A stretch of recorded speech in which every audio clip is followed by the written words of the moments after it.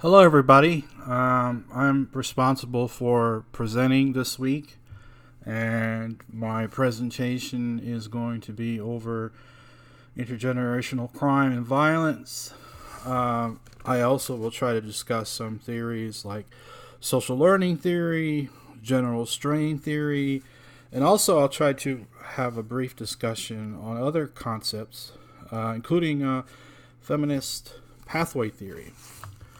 So let's go to the next slide. This is basically my outline that what I plan to present. Hopefully, it will be below 15 minutes. I do have a series of slides and images prepared, which will hopefully also help. So let's start with some classic theories which try to explain intergenerational crime and violence. I'm sure all of you by now have become familiar with social learning theory, which we can also characterize or classify as a developmental theory. In short, it assumes that socialization plays a major role in criminal behavior, and that individuals are products of their social environments, and that this is not a natural explanation, but an explanation where crime is socially learned.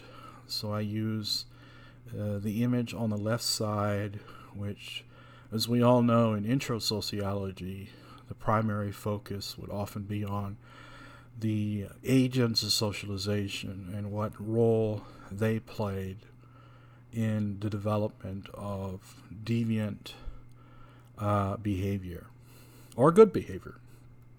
Let's go to the next one. Very similar to social learning theory is intergenerational transmission theory, which I decided to include because we are focusing on the theme of intergenerational crime. So in this theory, the assumption is that within the household there's a kind of intergenerational transmission. So whenever violence occurs by the parents, the children sort of absorb and imitate this behavior later and exercise similar behavior when they become adults. So this is an example of intergenerational theory. I had to include this theory as well. It can be characterized as a social psychological theory. It's actually quite an old theory, also known as the authoritarian personality theory, shaped by the historical lessons of fascism and authoritarianism. There were German researchers who developed this theory to look at the kind of household environments in which children grow up, and often authoritarian traits begin to emerge and then expand not just within the family but also expand into the culture as well. And this is both a theory, but also there was empirical testing of this theory, including group experiments, surveys that were conducted later both in Germany and the United States, try to map out some of these authoritarian traits. I use the picture of Charlie Chaplin in the film The Dictator to give you a general idea of this theory, the authoritarian personality theory itself. And surprisingly, there's also a connection or continuation. We've also need to consider general strain theory. Most of us, I think, are familiar with Merton's traditional strain theory, which had 5 different modes of adaptation: conformity, innovation, ritualism, retreatism, and rebellion. Agnew basically revises this theory and adds more of a psychological analysis to it. So I felt that the graph below explains better what he meant by general strain theory. So you can see the arrow from strain leads to anger or coping mechanisms that avoid anger, and then the assumption is that anger leads to certain kind of criminal behavior. Okay, so now we're like in intermission. Now I'm going to switch gears. I'm going to call this section the gender dimension of crime and violence. Wanted to share some concepts which I thought were useful, especially for going to go into issues related to family and crime. And I thought I would actually start from something that I personally learned in another course known as the rape culture concept. And this concept sort of connects how culture, perhaps youth culture as well, or college cultures, often there's a rape culture that develops and weaponizes various discourses that degrade the opposite sex in so many different ways. And I use the image here, the pyramid, which shows at the bottom of the pyramid things like rape jokes, catcalling, sexist attitudes, and then it slowly, as you can see if you go up to the pyramid, moves up to more serious violent crimes against people, including all the way to the top of the pyramid, sexual assaults or rape. Which brings us to this concept in criminology. The concept of femicide as opposed to homicide is also discussed. So what do we mean by femicide? Femicide, quote, refers to the murder of women killed because they are women, right? Incidents of women being killed. Now, I used a graph here that illustrates countries where femicide rates are ridiculously high, including Honduras, El Salvador, Guatemala.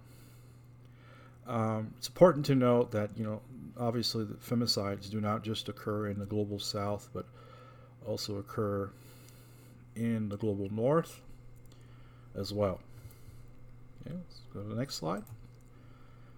I borrowed this graph from the film Tough Guys 2, which I highly recommend. It's a great film that goes into the theme of mass shootings. And in this particular graph, you see the gender dimension of crime, particularly men and statistics regarding percentage of men that commit armed robberies, like 86%. Men that commit aggravated assaults is at 77%. Domestic violent incidents, 86%. And the mass shootings, the fact that 61 of the 62 mass shooters all have been males. So there's definitely a gender dimension to crime. Here I was trying to also address the issue of sexual minorities and crimes committed towards members of the LGBTQ community. The reason why I picked this graph, because in some ways it's similar to the design to the previous graph you've seen. You recall this graph. and I just found it to be similar. So, like crimes we often observe to heterosexual individuals, we also notice that crimes are committed towards members of the LGBTQ community. Just similar.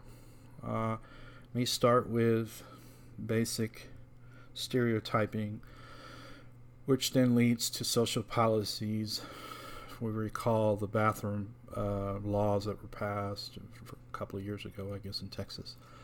And then all the way up to hate crimes and mass murder, right? Mass murder committed against members of the LGBTQ community, right? There's an additional concept that I actually wanted to bring in here, known as Overkill. I listened to a radio podcast, I guess about 9-10 years ago, where I got introduced to this concept. And Eric Stanely is a researcher who brought this concept to us. Let me quote what he means by this. Is basically the let's call it uber violence that's often targeted towards members of the LGBTQ community. It's not just killing, right, or committing a violent crime, but the surplus of a kind of crime, taking mutilation of the body, things of that nature.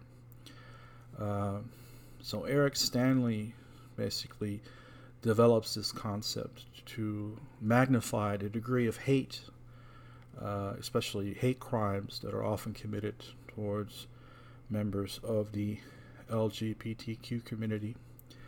I provide the article in the reference section, and I also will suggest the radio podcast for those that might be interested in listening to Eric Stanely on a TV show. Okay. All right, let's go on. So I obviously was thinking of including a particular case study or some example, and there were a variety of these that we could pick. I decided to pick this one because it addresses both offending and criminalization at the same time. It's a horrible crime that was committed in 1989 in Montreal, Canada. Basically, a misogynist male goes into a Canadian university and kills specifically 4 female victims. It's emotionally to watch this, so there are actually 2 links that I provide: the 8-minute video, and then there's an hour video, which is a remaking of the film. But obviously, if you do not feel like watching this, then you should skip the next few slides. These were the victims of the massacre. These are the questions which I suggest might be useful to think about. Crimes, and in what ways could we fit in theories, whether like femicide, kind of social learning that occurs, particularly the offender, this kind of anger and rage of the offender, so perhaps the authoritarian personality theory, or other explanations. Right. Let's go on. So we're getting close to the conclusion. There's one more kind of theory that I wanted to include in the presentation, which when I was doing some of the readings for this week, came across feminist pathways theory. So I've realized that it's not just men that do offending, right? Women also are offenders, and this is where feminist pathways theory comes in as an alternative to this male dominant criminology field, which often ignores also female offenders. There are also female offenders that commit crimes, not just male offenders. And I picked the film, I'm sure most of you have seen this before, the film Monster, which is based on a true story. Kills a lot of people, but I wonder what difference it makes when it is a female offender. And since we are so used to thinking about male offenders, criminology field, predominantly historically, been males creating a lot of the theories. What happens when there are female offenders that come into play, and also the way television portrays male offenders and female offenders. I think that's quite interesting. This would be a suggestion I would make for a question. I'm going to read it off. Coming from a feminist pathway approach, how should we balance between our own held narratives that focuses on victimization mostly as women, versus the offenders offending often viewed as crimes committed by males? So how do we balance or figure out ways to not allow narratives to dominate how we think about crime in general? And that's it. Hope you enjoyed my presentation. I'm looking forward to comments or questions. Here is my reference section.